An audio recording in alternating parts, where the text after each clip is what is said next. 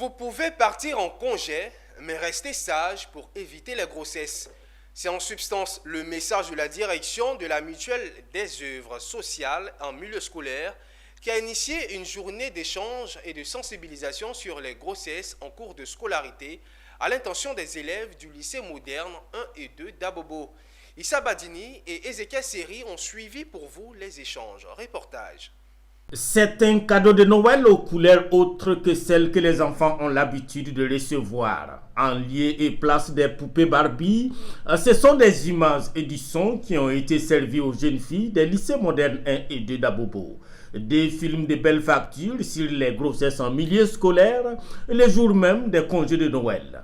Histoire de prévenir que de guérir, selon la démence, direction de la mutualité et des œuvres sociales en milieu scolaire. Il nous est apparu clairement que, comme le dit l'adage, l'oisiveté étant la mère des vices, lorsque nos enfants sont en congé, en grandes vacances, ils s'amusent, tout leur est permis. Et au retour de ces congés, de ces grandes vacances, nous constatons les dégâts. C'est-à-dire que nos statistiques enregistrent ces grossesses-là 2 mois ou 3 mois après la période où les enfants ont été oisifs. Et donc, au moment où nous nous apprêtons à aller en congé de Noël et de Nouvel An, il était pour nous opportun de venir échanger avec les enfants sur les différentes vulnérabilités et sur les risques que ces enfants-là courent lorsqu'ils n'ont pas de devoirs, ils n'ont pas de cours et qu'ils sont chez leurs parents. C'est pour ça que j'ai bien dit, nous ne voulons pas jouer le médecin après la mort. Une projection des films et des échanges qui s'en sont suivis, qui semblent avoir atteint leur objectif.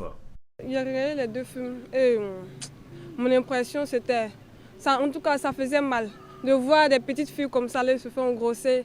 Et puis, le jour de l'accouchement, il y a des enfants qui décèdent. La plupart des écoles sous notre responsabilité, il y a ce que nous appelons des cellules d'alerte précoce qui encadrent les jeunes filles, qui leur prodiguent des conseils.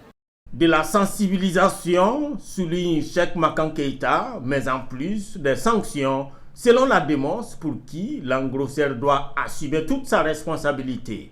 Selon les statistiques 2020-2021, ce sont 5834 cas de grossesse qui ont été enregistrés en Côte d'Ivoire. Ce qui fait dire à la démence que malgré la sensibilisation, les dangers rôdent toujours autour des écoles.